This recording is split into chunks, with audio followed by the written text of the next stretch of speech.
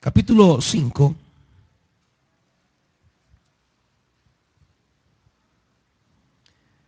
versículo 19. Pero tú, Señor, reinas por siempre. Tu trono permanece eternamente.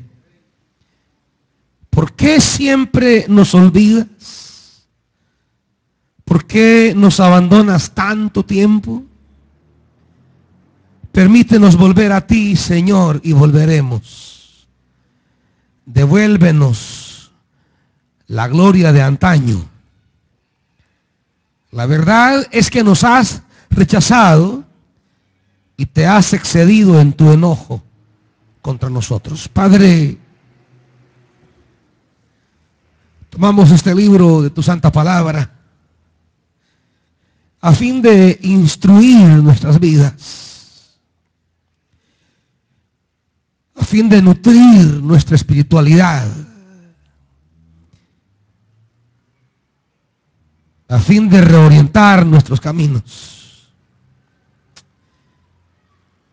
Padre, tu palabra, tu voz es nuestra esperanza, nuestra lámpara. No dejes de hablar y danos corazón que acoja tu palabra. En el nombre de Jesús.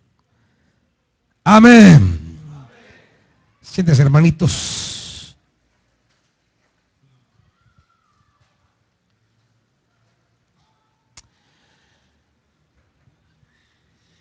Lamentaciones es un libro con carácter literario de poesía, con toda, diríamos, la riqueza y adornamiento de la profecía, con toda la simbología que la poesía contiene. Tiene un estilo, diríamos, literario de construir la poesía sobre un acróstico alfabético. Los primeros 4 capítulos son acrósticos.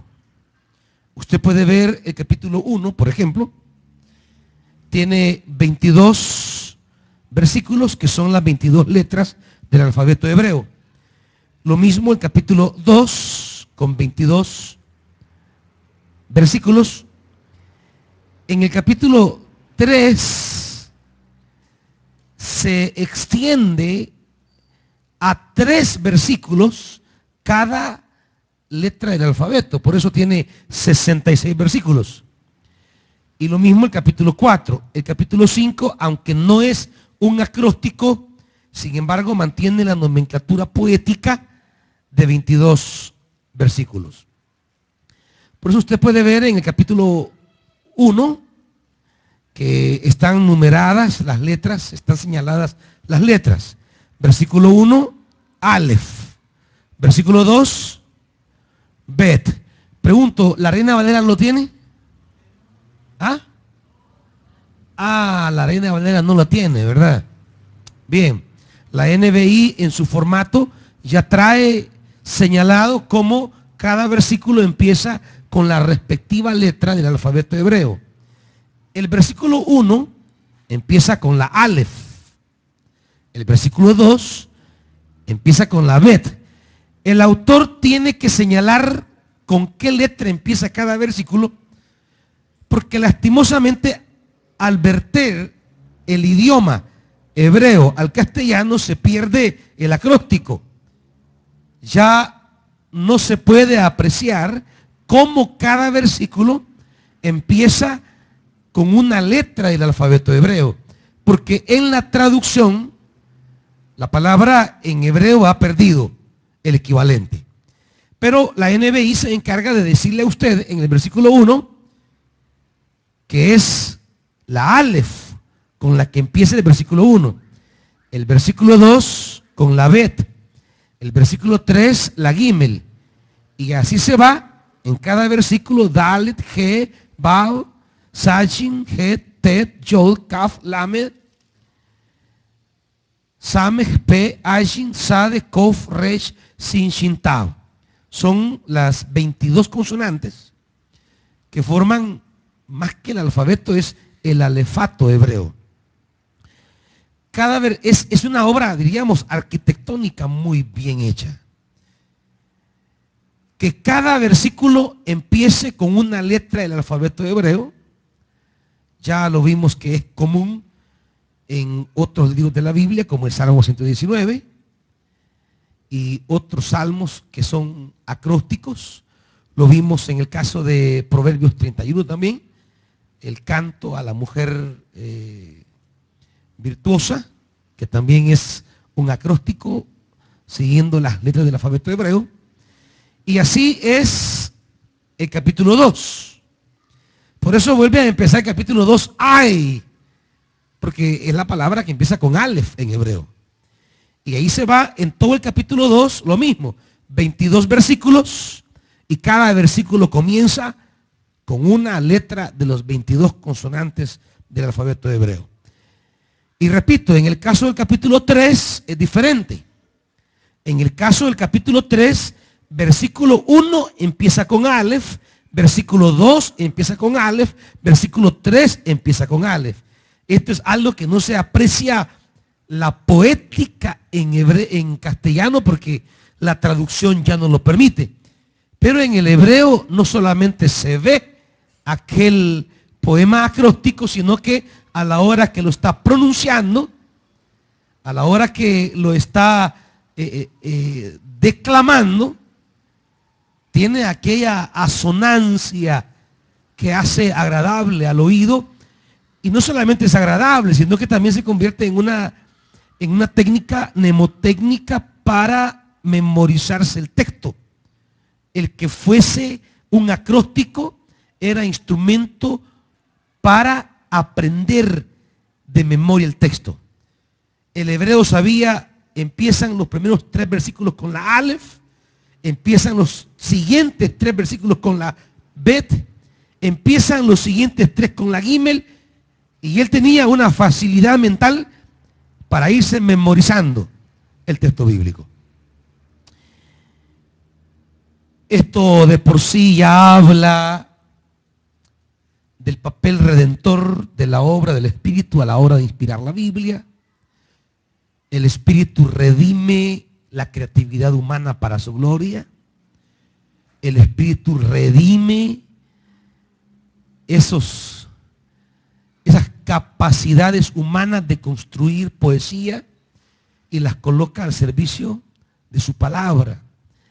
Y este autor, de una manera muy creativa y muy inspirada, coloca los primeros 3 versículos que empiezan con la Aleph, luego 4, 5, 6 empiezan con la Bet, cada uno. Entonces eso es una, diríamos, preciosura, leerlo y oírlo. Una preciosura que ya perdemos nosotros en la traducción, porque ni lo vemos ni lo oímos. Y no lo vemos ni lo oímos porque es como que quisiéramos escribir un poema para el Señor usando las letras nuestras. Y cada versículo empezara con una letra, en nuestro caso, con una letra, ya sea vocal o consonante. En el caso del hebreo, con una consonante, porque no hay vocales escritas. Y poder decir, digamos,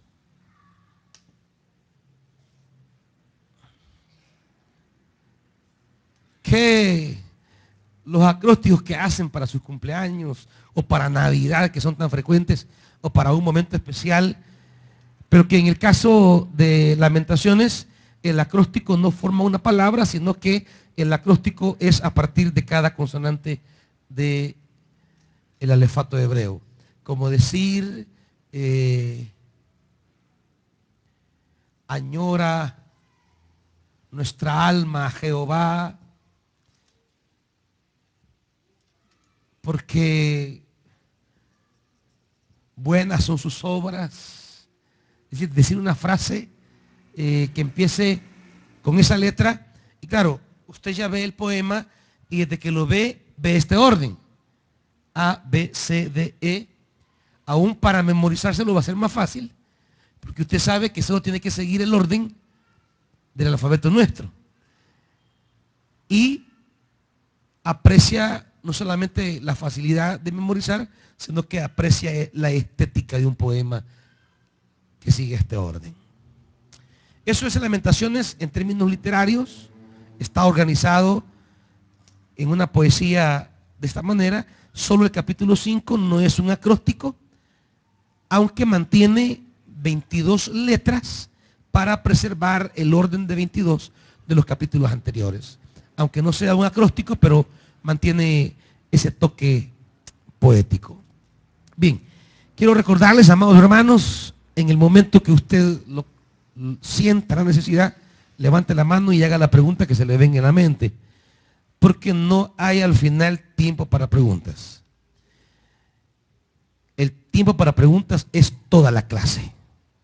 Hoy, así que siéntase en la libertad de levantar la mano y decir, quiero preguntar algo.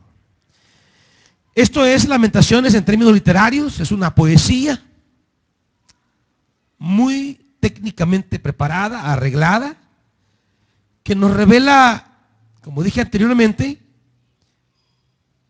no solamente la creatividad humana, pero más que eso, la acción divina de redimir las capacidades creativas del ser humano y ponerlas al servicio de la inspiración, al servicio de su revelación.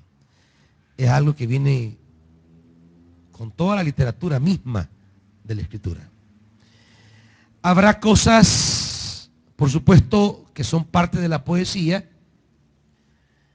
donde describe una ciudad desolada, abandonada, casi desértica, lo cual no es literal, porque ya vamos a saber en el segundo libro de Reyes, que sí quedó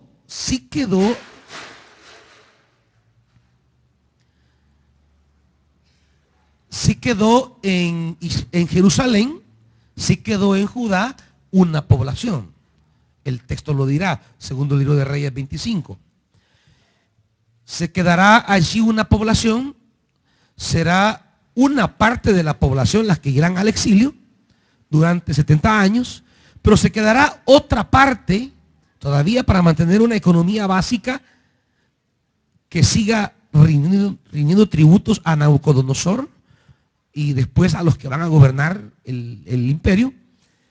Por tanto, las figuras, como decir, todo ha quedado desértico, es la manera poética de expresar la profunda soledad que hay en el corazón del pueblo a raíz de la destrucción de la ciudad, a raíz de la destrucción del templo, a raíz de la deportación que será objeto, por lo menos la mitad de la población, y a raíz de las condiciones difíciles que los que se han quedado están teniendo.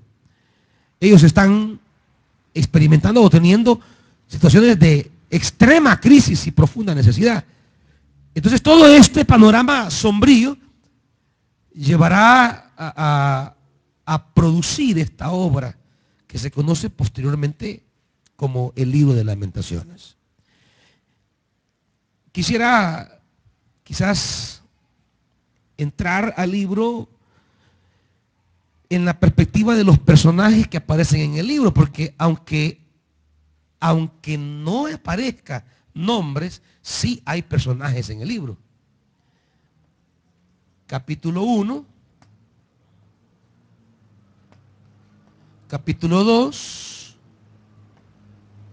capítulo 3 y 4, y capítulo 5. Hay, diríamos, una polifonía. No son los mismos los que hablan. El libro está estructurado en presentar distintas voces que hablan en el libro. Pero a pesar que son distintas voces y hay distintas perspectiva de ver la situación de Jerusalén, el libro mantiene una unidad teológica, mantiene una unidad en cuanto a querer entender la desolación de Jerusalén. Pero no solo la desolación, sino la esperanza de su restauración. En el capítulo 1, la persona que habla, diríamos, lo hace desde la perspectiva de una persona como caminante que se acerca a la ciudad y la encuentra desierta y abandonada. Y este va del capítulo 1, versículo 1 al 11. Fíjese usted, al leer el texto, se percibe que el que habla, el que emite palabra, es alguien que se encuentra de repente con la ciudad. Ya leímos por lo menos hasta el versículo 4, no lo quiero repetir. Versículo 5 dice: sus enemigos se volvieron sus amos, tranquilos se ven sus adversarios. Habla casi como desde afuera. El Señor la ha acongojado. No será el nos ha acongojado, sino es como alguien que se acerca a la ciudad, la mira, la observa y la ve en una condición que le impulsa a decir algo sobre ese estado. Y eso es lo que dice él del 1 al 11. Por ejemplo, el versículo 6. Bueno, el 5 en la mitad. El Señor la ha acongojado por causa de sus muchos pecados. Sus hijos, no habla en ningún momento de nuestros hijos. Sus hijos marcharon al cautiverio, arrastrados por sus enemigos. Usted note, diríamos, el aspecto impersonal en cuanto a pertenecer a ese pueblo que sufre. Lo cual no es que no le dé sufrimiento, ¿cómo no? Le provoca sufrimiento. Pero no lo sufre como alguien en carne propia, digamos. Lo ve en una perspectiva de un observador. La bella Sión ha perdido todo su antiguo esplendor. Sus príncipes parecen venados que vagan en busca de pastos. Exhaustos se dan a la fuga frente a sus perseguidores. Jerusalén trae a la memoria los días tristes de su peregrinaje. Se acuerda de todos los tesoros que en el pasado fueron suyos. Cuando su pueblo cayó en manos enemigas, nadie acudió en su ayuda. Sus adversarios vieron su caída y se burlaron de ella. Grave es el pecado de Jerusalén, por eso se ha vuelto impura. Y hasta el versículo 11 que dice: todo su pueblo solloza y anda en busca de pan para mantenerse con vida. Cambian por comida sus tesoros. Y aquí usted ve un cambio en el modo de hablar. Se fija lo que dice el versículo 11 al final y el versículo 12. Ya no es la perspectiva de alguien hablando de Jerusalén, sino que ahora cambia la manera de hablar. Mira, Señor, date cuenta de cómo me están humillando. Fíjense ustedes, los que pasan por el camino, ¿acaso no les importa? Donde hay un sufrimiento como el mío, como el Señor me ha hecho padecer. Usted ve que aquí hay un giro en el modo de hablar. Y aquí en el capítulo 1, versículo 12, hasta el versículo 22, aquí digamos que es un caminante que de repente se encuentra ante la realidad de desolación de Jerusalén, y esto le inspira o le impulsa a expresar el dolor que ve al conocer la realidad de esa ciudad. Es alguien que se acuerda de cómo fue esa ciudad, alguien que recuerda sus días pasados, y dice, ¿y ahora cómo se encuentra? Por eso los primeros los primeros 11 versículos, usted podrá ver que la realidad es Jerusalén antes. Jerusalén antes era así y Jerusalén ahora está así. Es un caminante, un peregrino, alguien que se encuentra de presto con esa realidad, y del 1 al 11 lo que hace justamente es contrastar las condiciones de antes de Jerusalén a lo que es ahora Jerusalén. Pero luego usted nota que en el versículo 12, que está hablando, diríamos, en tercera persona, y dice, la ciudad, sus hijos, su dolor, su angustia, es alguien que está desde una perspectiva externa viendo la ciudad. Pero en el versículo 12 cambia y ya no es alguien hablando de Jerusalén. Ya es Jerusalén hablando, diríamos, en una forma de mujer. En forma de mujer. Silvia.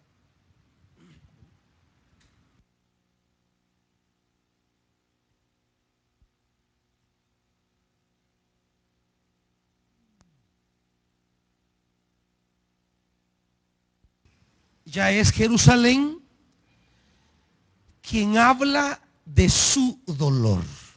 Ya no se habla del dolor de Jerusalén. Ya habla Jerusalén de mi herida, de mi dolor. Dice, por ejemplo, el versículo 13, estoy en capítulo 1 todavía. Desde lo alto el Señor envió un fuego que me caló hasta los huesos. A mi paso tendró una trampa y me hizo retroceder. Me abandonó por completo. A todas horas me sentía morir. Pesan mis pecados como un yugo sobre mí. Dios mismo me los ató con sus manos. Me los ha colgado al cuello y ha debilitado mis fuerzas. Me ha entregado en manos de gente a la que no puedo ofrecer resistencia. Aquí ya cambia el modo de expresarse. Aquí hay un giro en la sinfonía de voces que se dan a lo largo del libro. Y aquí ya no es alguien externo que ve la ciudad en calamidad y no hace más que condolerse, recordar sus tiempos de gloria y recordar el caos que vive presente. Ahora es Jerusalén en una figura femenina la que comienza a expresar en primera persona su pesar, su dolor. Dice, por ejemplo, 18, el Señor es justo, pero yo me rebelé contra sus leyes. 19, llamé a mis amantes, pero ellos me traicionaron. 20, mírame, Señor, que me encuentro angustiada. Siento una profunda agonía. Mi corazón está desconcertado, pues he sido muy rebelde. Allá afuera la espada me deja sin hijos. Aquí adentro hay un ambiente de muerte. La gente ha escuchado mi gemir, pero no hay quien me consuele. 22. Que llegue a tu presencia toda su maldad. Trátalos como me han tratado a mí, por causa de todos mis pecados. Son muchos mis gemidos y mi corazón desfallece. Esta es Jerusalén, hablando en primera persona, narrando su dolor, expresando su soledad, su abandono, expresando que de nada le sirvió hacer alianzas con las naciones, de nada le sirvió buscar ayuda en Egipto, como le dijo Jeremías que no lo hiciera, que fue en vano ir en pos de otras naciones buscando apoyo, porque de nada le servía la ayuda del hombre si había quebrantado su pacto con Dios. De hecho, el capítulo 1 y el capítulo 2, aunque sean distintos los que estén hablando, pero tienen una idea en común, ambos capítulos. Y es que en lo que le ocurre a Jerusalén, Dios es justo.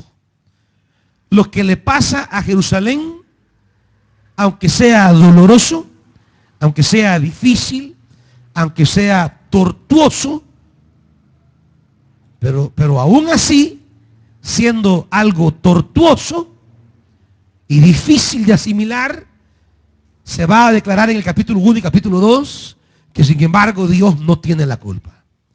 Que fue Israel y sus muchos pecados, su rebelión, su terquedad para atender a los profetas, lo que le llevará a esta situación. En el capítulo 2 ya no será Jerusalén hablando. Ya, digamos que aquí entra el capítulo 2. Y aquí ya no es alguien de afuera que se encuentra con esa realidad y recuerda los días pasados. Ya no es Jerusalén en primera persona reconociendo que su condición, mi desolación, es resultado de mis pecados, sino que ahora en el capítulo 2 habla alguien que, digamos que es un ciudadano de Jerusalén. Es alguien que a título personal va a hablar de lo que le ha pasado a Jerusalén. Por eso dice, ¡ay! El Señor ha eclipsado a la bella Sión con la nube de su furor. Desde el cielo echó por tierra el esplendor de Israel. Y comienza a hablar de cosas ya más muy internas de Israel. Por ejemplo, dice, sin compasión, versículo 2, el Señor ha destruido todas las moradas de Jacob. En su furor ha derribado los baluartes de la bella Judá y ha puesto su honra por los suelos al derrocar a su rey y a su príncipe. Versículo 3. Y oiga esto. Dio rienda suelta a su furor y deshizo todo el poder de Israel. Aparentemente es alguien que, al igual como el 1:11, habla en tercera persona, pero no es tan extraño a Jerusalén como este caminante, porque en el capítulo 2 él se involucra en el dolor de Jerusalén. Dice, nos vimos frente al enemigo y el Señor nos negó su ayuda. Es decir, es alguien que, siendo ciudadano de Jerusalén, contempló la destrucción, describe su dolor y comienza a expresar. Y la forma en que habla de Jerusalén y la forma como precisa en detalle realidades muy internas de la vida de Israel refleja, es alguien que conocía a plenitud la intimidad de Israel, a diferencia de este caminante que supo cómo era Jerusalén antes, logró ver la gloria pasada y hoy mira el caos interno, pero usted ve que no logra definir ningún detalle interno de Jerusalén, como este que va a comenzar a hablar de sus príncipes, va a comenzar a hablar, por ejemplo, versículo 6, ha desolado su morada como un jardín, ha derribado su lugar de reunión, el Señor ha hecho que Sión olvide sus fiestas solemnes, sus sábados. 7, el Señor ha rechazado su altar, ha abandonado su santuario, ha puesto en manos del enemigo las murallas, lanzan gritos en la casa del Señor como en día de fiesta. Hay un mayor detalle que va especificando los aspectos dolorosos en que Israel ha caído. Ya no es la visión panorámica del 1 al 12 de decir cómo Jerusalén era vista en su gloria pasada y cómo es visto en su caos presente. Aquí ya va como en detalle enumerando los aspectos que le causan dolor a este, no digo judío porque todavía ese término no se aplicaba para esta época, pero digamos un judaíta, porque era alguien de Judá. Dice, por ejemplo, 9,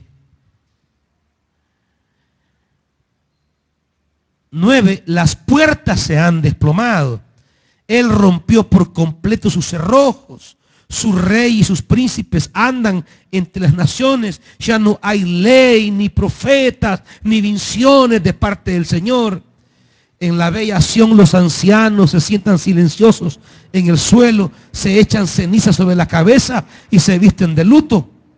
El 11, el llanto me consume los ojos. Siento una profunda agonía. Estoy con el ánimo por los suelos, porque mi pueblo, ya habla alguien que no ve a Jerusalén en una dimensión externa, sino que ya se ve como alguien dentro de Jerusalén, a quien le ha calado profundo el dolor que sufre Jerusalén.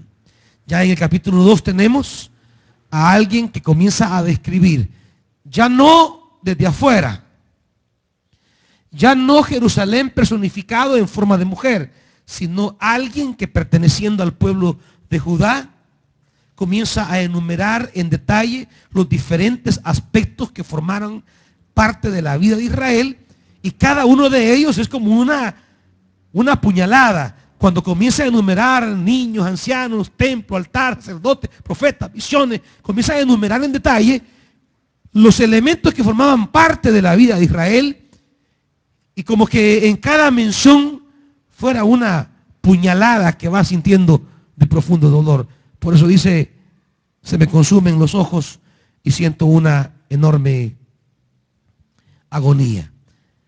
13, ¿qué puedo decir de ti, bella Jerusalén? ¿A qué te puedo comparar? ¿Qué ejemplo darte como consuelo, virginal ciudad de Sión? Profundas como el mar son tus heridas. ¿Quién podría devolverte la salud? Tus profetas te anunciaron visiones falsas y engañosas. No denunciaron tu maldad. No evitaron tu cautiverio. Los mensajes que te anunciaban eran falsas patrañas. Cuantos pasan por el camino aplauden burlones al verte. Ante ti, bella Jerusalén, hacen muecas y entre silbidos preguntan, ¿es esta la ciudad de belleza perfecta? ¿Es esta la alegría de toda la tierra? 17, el Señor ha llevado a cabo sus planes, ha cumplido su palabra que decretó hace mucho tiempo. Diríamos que en este capítulo 1 y capítulo 2, aunque participan diferentes hablantes, como ya se los expliqué, aunque participan diferentes voces, no obstante aparezca en primer lugar un caminante externo que descubre esa realidad desolada de Jerusalén, o ya sea Jerusalén hablando en primera persona de su profundo dolor, o ya sea uno de Jerusalén que conoce a fondo la realidad de Jerusalén y comienza a enumerar en detalle, a hacer un inventario de todos los elementos que fueron grandiosos en Jerusalén y ahora ya no están. Sea uno u otro hablante, hay una verdad, diríamos,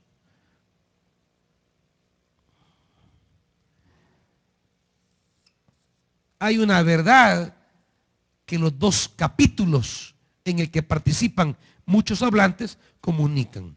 Y es que la desolación,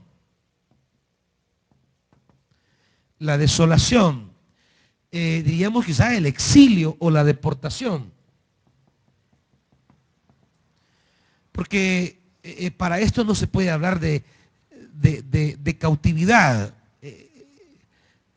Israel no estuvo en cautividad con Babilonia. Esto que se dio más bien es un exilio, no tanto una cautividad. Cautividad tiene otras características. Se dio desolación, exilio. La desolación y el exilio, dicen en síntesis los diferentes hablantes de los primeros dos capítulos, es resultado del pecado. No es que a Dios se le dio por hacer sufrir a Israel de la nada. No es un sadista que se complace en hacer sufrir por hacer sufrir. Los que Jerusalén, los que observan los de afuera, lo que Jerusalén dice de sí misma y lo que los ciudadanos dicen de la ciudad, hay en ese concierto hay una verdad unificada, y es la desolación y el exilio de Jerusalén es consecuencia de haberse rebelado contra el Señor. No es Dios tomando una iniciativa sadista contra su pueblo. Lo que ha ocurrido en la desolación y el exilio es la consecuencia de la negativa judía o de Jerusalén, la negativa, la resistencia, el darle la espalda a la palabra de Dios, el ignorar las advertencias y los llamados divinos. Y claro, lo que ha ocurrido es que el pecado, como dice Jeremías, el pecado terminó alcanzando a Jerusalén. El pecado terminó trayendo las consecuencias de este ay con el que arranca cada capítulo. Ay. Es como una pequeña es como, diríamos que Romanos 6:23 resume el mensaje del capítulo 1 y 2. La paga del pecado es muerte. Eso es en síntesis lo que capítulo 1 y capítulo 2, a pesar de los diferentes sujetos que intervienen, buscan declarar. El pecado siempre trae desolación y exilio. ¿Preguntas hasta aquí, hermanitos? Dígame, hermano Jorge.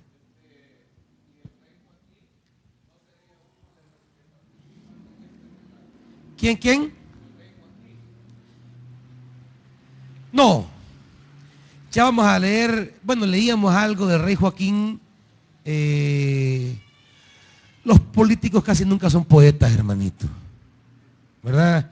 Y los políticos más andan de conspiradores y de armando contubernios. Esto refleja una espiritualidad que para nada habita en el rey Joaquín. Al contrario, el rey Joaquín no tiene la sensibilidad. Hey, dame volumen aquí, hijo, a este. El rey Joaquín no tiene ni la sensibilidad poética ahí, ni creo yo la claridad espiritual de explicar la desolación y el exilio. Sí, o sea, yo le decía eso, es porque cuando termina el libro de Jeremías, como él había estado en cautiverio, ¿Sí? Y cuando él sale, prácticamente que le dan la liberación a él, yo suponía de que él era como quien dice, encontró así a Jerusalén y empieza a hablar de eso. No. No, nada que ver. No, nada que ver. No hay ninguna relación ni en el texto. Es más, la autoría directa del libro de Lamentaciones no es desconocida. No hay nada en el texto que señale de manera directa a un personaje en particular. La tradición judía terminó atribuyéndoselo a Jeremías. Pero claro, es una cuestión de tradición, no es ni siquiera un dato textual. No lo dice el texto. No hay elementos que apunten a visualizar en particular a un autor preciso. De todas maneras, como yo siempre les digo, la autoría humana no es la que termina dándole al texto el peso de ser palabra de Dios, sino la acción revelatoria e inspiradora del Espíritu Santo. Esa es en definitiva la razón última de la autoridad de un texto. La Escritura tiene peso y autoridad no porque se la impregna la parte humana, no, tiene peso y autoridad porque se la impregna la inspiración del Espíritu Santo. ¿Preguntas? Hermano Mauricio.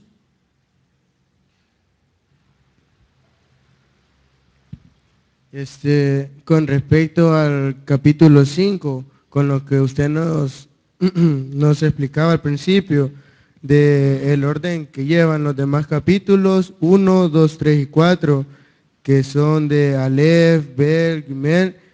El capítulo 5 no lleva ese orden. No es ¿Por acróstico. ¿No es acróstico? Sí. Ah.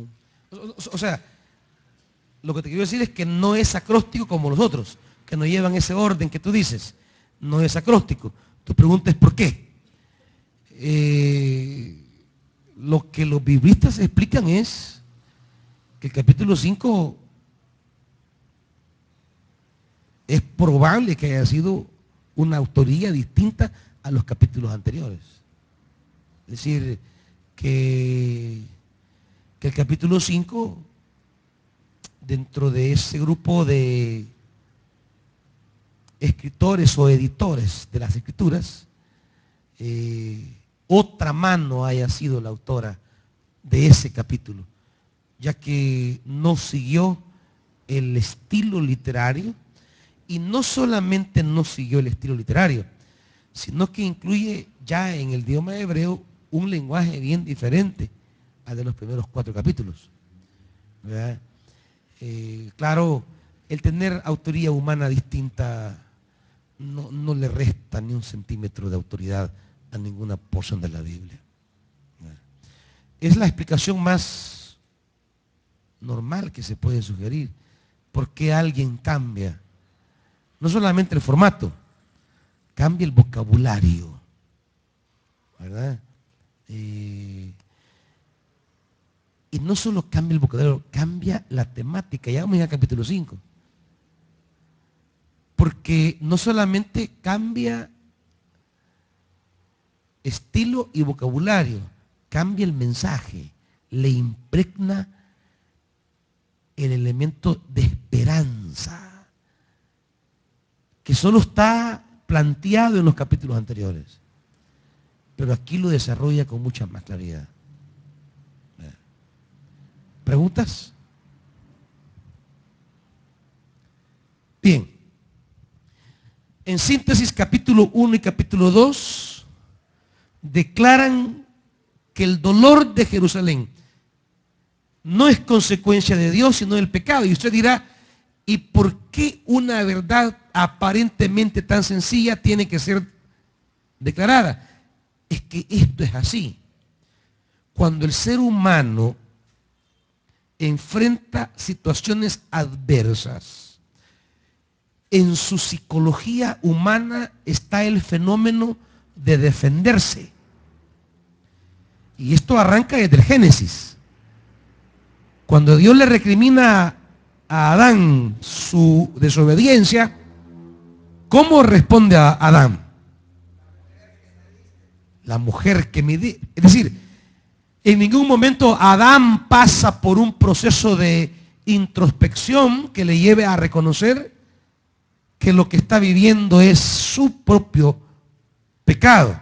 No, él se defiende culpando a otro. Luego se va donde Eva, y ¿qué dice Eva? La serpiente. La psicología humana la psicología humana, una pregunta a Amílcar, ¿y quién cuida a todos esos niños de agua? ¿Y Amílcar?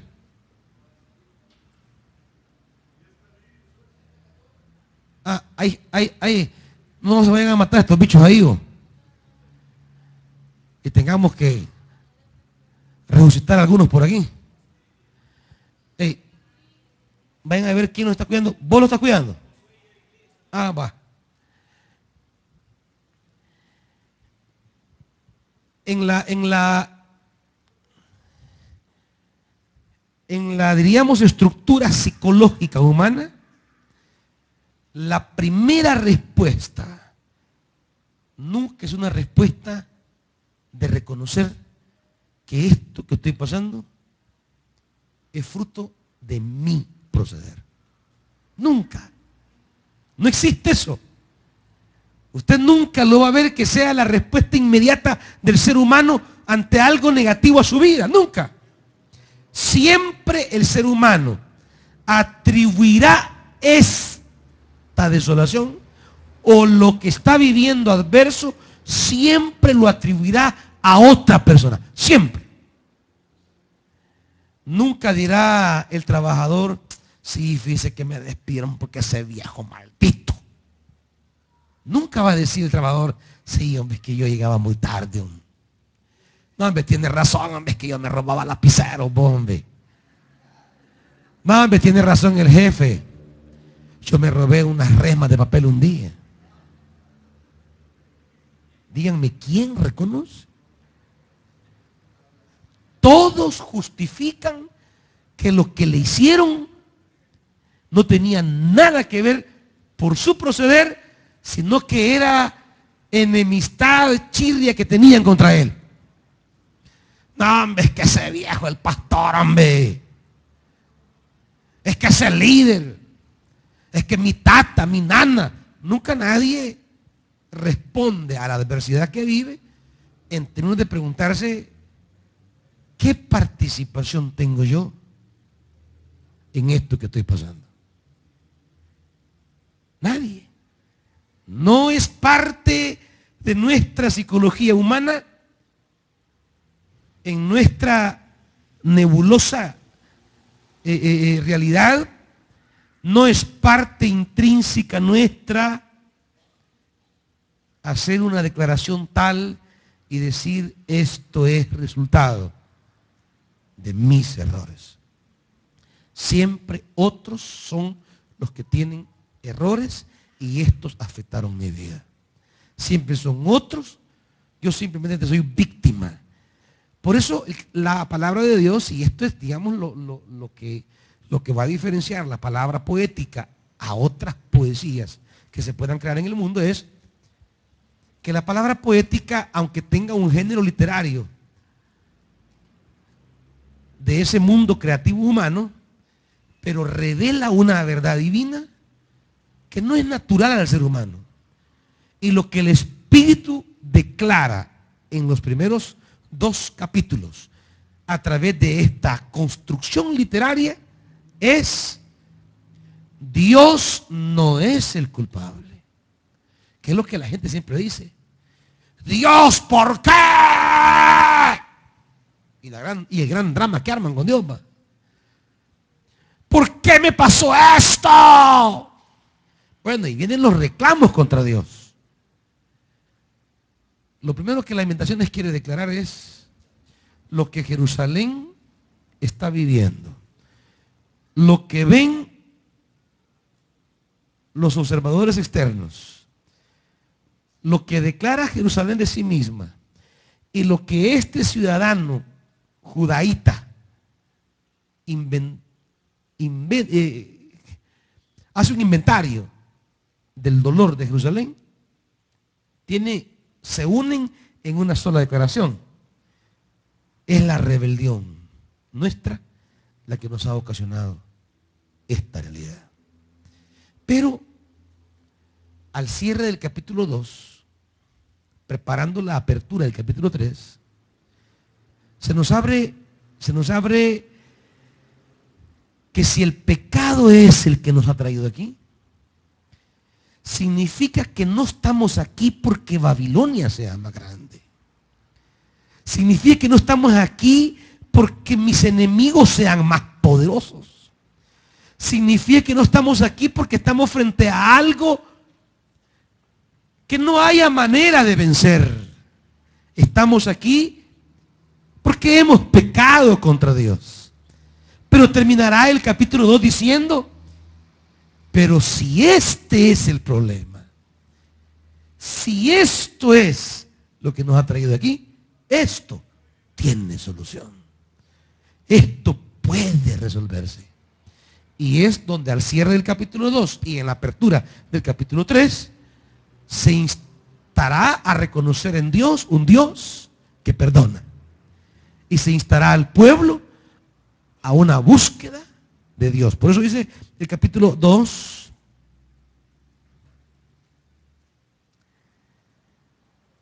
dice 19, levántate y clama por las noches, cuando empiece la vigilancia nocturna. Deja correr el llanto de tu corazón como ofrenda derramada ante el Señor. Eleva tus manos a Dios en oración por la vida de tus hijos, que desfallecen de hambre y quedan tendidos por el camino. Mira, Señor, ponte a pensar, ¿a quién trataste alguna vez así? ¿Habrán de comerse las mujeres a sus hijos, fruto de sus entrañas?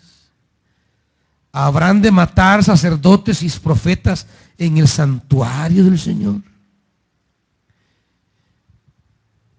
Y esto abre el camino al capítulo 3, donde ya habla alguien que se identifica desde el versículo 1. Yo soy aquel que ha sufrido la aflicción bajo la vara de su ira. Me ha hecho andar en las tinieblas, me ha apartado de la luz una y otra vez, y a todas horas su mano se ha vuelto contra mí. Y comienza a enumerar la acción divina. Es decir, no estamos así porque Babilonia sea invencible. No estamos así porque su ejército sea más poderoso. Estamos así porque Dios lo ha hecho. Pero no lo ha hecho por una especie de sadismo. Lo ha hecho porque se rompió por el pecado la alianza. Israel prefirió buscar otros dioses. Se fue tras otras naciones. Buscó otros amantes, diría Jeremías. Y comienza él a hablar de las acciones divinas en contra de Jerusalén y de él. Versículo 4, me ha marchitado la carne y la piel, me ha quebrantado los huesos, me ha tendido un cerco de amargura y tribulaciones, me obliga a vivir en las tinieblas como a los que hace tiempo murieron, me tiene encerrado, no puedo escapar, me ha puesto pesadas cadenas. Por más que grito y pido ayuda, Él se niega a escuchar mi oración. Ha sembrado de piedras mi camino, ha torcido mis senderos, me vigila como oso agazapado, me acecha como león, me aparta del camino para despedazarme, me deja del todo desvalido. 13. Me ha partido el corazón con las flechas de su aljaba. Soy el hazme reír de todo mi pueblo. Todo el día me cantan parodias, me ha llenado de amargura, me ha saturado de hiel, me ha estrellado contra el suelo, me ha hecho morder el polvo, me ha quitado la paz. Ya no recuerdo lo que es la dicha. Y digo, la vida se me acaba junto con mi esperanza en el Señor. Recuerda, Dios, que ando errante y afligido, que me embargan la hiel y la amargura. Siempre tengo esto presente y por eso me deprimo. Pero algo más me viene a la memoria, lo cual me llena de esperanza. Y aquí entra el tema de la esperanza. Porque si es Dios quien ha hecho todo lo que Él narra en los primeros versículos del capítulo 3, si es Dios y no es Nabucodonosor y no es Babilonia, sino que es Dios, entonces dice él, hay una esperanza entonces. Porque con Dios se pueden arreglar las cosas. Y es lo que dice 21, pero algo más me viene a la memoria, lo cual me llena de esperanza. El gran amor del Señor nunca se acaba. Y su compasión jamás se agota. Cada mañana se renuevan sus bondades. Muy grande es su fidelidad. Por tanto digo, el Señor es todo lo que tengo. En Él esperaré. Bueno es el Señor con quienes en Él esperan, con todos los que lo buscan. Bueno es esperar calladamente a que el Señor venga a salvarnos. Bueno es que el hombre aprenda a llevar el yugo desde su juventud. Déjenlo estar solo y en silencio, porque así el Señor se lo impuso. Que hunda el rostro en el polvo, tal vez haya esperanza todavía. Que dé la otra mejilla a quien lo hiere y quede así cubierto de oprobio. El Señor nos ha rechazado, pero no será para siempre. Nos hace sufrir, pero también nos compadece, porque es muy grande su amor. El Señor nos hiere y nos aflige, pero no porque sea de su agrado. E invita al pueblo en el versículo 40 a una consideración de los caminos. Hagamos un examen de conciencia y volvamos al camino del Señor. Elevemos al Dios de los cielos nuestro corazón y nuestras manos. Hemos pecado, hemos sido rebeldes y tú no has querido perdonarnos. Es decir, en el capítulo 3 se abre la puerta a superar esta desolación. Y la desolación es, aunque el juicio de Dios llega sobre nuestros pecados,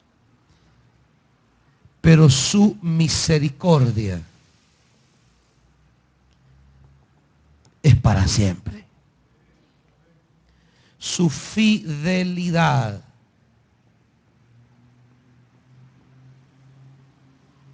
por eso dice, guardo mi enojo hasta la 4ª generación, al hablar de su enojo, de su ira. Pero al hablar de su misericordia, habla mi misericordia para 10.000 generaciones. Es decir, no hay comparación alguna entre el enojo y la ira de Dios para 4 generaciones a la misericordia de Dios que dura para 10.000 generaciones. Y es aquí, en la misericordia y la fidelidad de Dios, donde en el capítulo 3 y 4, Jerusalén va a encontrar esperanza. La desolación no es propósito divino. Exilio no es plan divino. Es resultado de esta rebeldía contra Dios. Pero hay esperanza que de esta desolación y de este exilio se levante una nueva Jerusalén por la misericordia y la fidelidad de Dios. Y ahí es donde más adelante entrarán los grandes profetas, como el que hablábamos de Isaías a partir del capítulo 40, de decir, consolad, consolad a mi pueblo. Díganle a Jerusalén que su pecado ha sido perdonado, que ya pagó lo que tenía que pagar. Ahí entran los grandes profetas de la restauración, donde en la misericordia de Dios y su fidelidad van a fundar ellos la restauración. No lo hago por ustedes, dirán los profetas, lo hago por mi nombre, lo hago por mi honor. ¿quién como yo? Dirán estos profetas. Y es ahí donde el capítulo 4 y capítulo 3 esbozan una esperanza, amparados a la misericordia y a la fidelidad de Dios. Terminando el capítulo 5, ya con un personaje como que fuera una voz coral, como que ya fueran varios, amparados a esa misericordia y esa fidelidad declaradas en estos capítulos. Ya el capítulo 5 es como Jerusalén en coro que se vuelve a Dios y dice: recuerda, Señor, lo que nos ha sucedido. Toma en cuenta nuestro oprobio. Ya no habla de yo. 2, nuestra heredad ha caído en manos extrañas. Nuestro hogar en manos de extranjeros. No tenemos padre, hemos quedado huérfanos. Viudas han quedado nuestras madres. El agua que bebemos tenemos que pagarla. La leña tenemos que comprarla. Los que nos persiguen nos pisan los talones. Estamos fatigados y no hallamos descanso. Entramos en tratos con Egipto y con Asiria para conseguir alimento. Nuestros padres pecaron y murieron, pero a nosotros nos tocó el castigo. Ahora nos gobiernan los esclavos y no hay quien nos libre de sus manos. Y termina diciendo 15, en nuestro corazón ya no hay gozo. La alegría de nuestra danza se convirtió en tristeza. Nuestra cabeza se ha quedado sin corona. Ay de nosotros, hemos pecado. Desfallece nuestro corazón. Se apagan los ojos, porque el monte de Sión se halla desolado y sobre él rondan los chacales. Y aquí viene la súplica. El libro se termina con una súplica colectiva pidiendo restauración. Si ya dijo el 1 y 2, estamos así, no porque a Dios le encante hacernos sufrir, sino por nuestra rebelión contra Dios. Pero el capítulo 3 y 4 abre una puerta de esperanza al decir: la misericordia y la fidelidad de Dios siguen allí, no han desaparecido. Entonces el capítulo 5 cierra: si la misericordia de Dios está ahí, apelemos a la misericordia de Dios. Volvamos entonces a la fidelidad con Dios. Y por eso se cierra el capítulo con esta súplica: pero tú, Señor, reinas por siempre. Tu trono permanece eternamente. Pueden pasar los reinos, quiere decirle, pero tú sigues siendo Dios. Es como que le dijese a Dios, Jerusalén, es como que le dijese: Señor, nuestra restauración no depende de los tronos humanos, sino de tu trono que permanece para siempre. Tú no dejas de ser, y ahí radica nuestra restauración. Es que, amados hermanos, si el futuro de Jerusalén hubiera dependido de Babilonia, con Babilonia hubiera desaparecido Jerusalén. Si el futuro de Jerusalén hubiera estado ligado a Egipto o a Siria, pues con ellos se hubiera ido la esperanza. Pero la restauración está en Dios, que puede venir Egipto, Asiria, Babilonia, Media, Persia, Grecia, Roma, pero Él sigue siendo Dios y en su trono está nuestra restauración. Por eso termina diciéndole en el 21: permítenos volver a ti, Señor, y volveremos. Devuélvenos la gloria de antaño, como dice la Reina Valera: renueva nuestros días como antes. El libro termina con un clamor de restauración. Vuélvenos como antes. Ese antes con el que arranca el capítulo 1. Ese antes que el observador externo dice: antes era esto y miren hoy. Antes era esto y miren hoy. Pero el libro termina diciendo: ese antes puede volver a ser. ese antes puede volver a darse. Con Dios jamás las cosas más grandes están en el pasado. Con Dios las cosas más grandiosas siguen estando delante de nosotros. El Dios de la Biblia es el Dios para quien lo más glorioso nunca está en el ayer. Por eso dice Ageos, y la gloria postrera de esta casa será mayor que la primera. Así es el Señor. Ese es el Dios nuestro. No está en el antes lo más glorioso. Lo más glorioso siempre está en lo que Dios es capaz de hacer ahora y por siempre, hermanitos. Vamos a llegar hasta aquí porque el tiempo se nos fue. Y bueno, una pregunta, hermano Roberto, ya que levantó la mano, porque queremos hacer un acto muy especial esta hora. Sí, hermano Roberto. Solo una pregunta, en la Septuaginta se omiten los versículos 22, 23 y 24 del capítulo 3. No sabe respecto. Hay más que omitidos, han sido intercambiados, porque ese fenómeno también está en el capítulo 1 y el capítulo 3. Hay modificaciones que hasta la fecha, hermano Roberto, no hay una explicación precisa hasta el fenómeno. No logran explicar los cortes, porque son dos cortes que tiene el libro. En esos versículos que usted dice y en el capítulo 1 son dos transposiciones que existen y no se logra precisar por qué se dio ese corte. Acuérdese que el exilio marcó en Israel un antes y un después.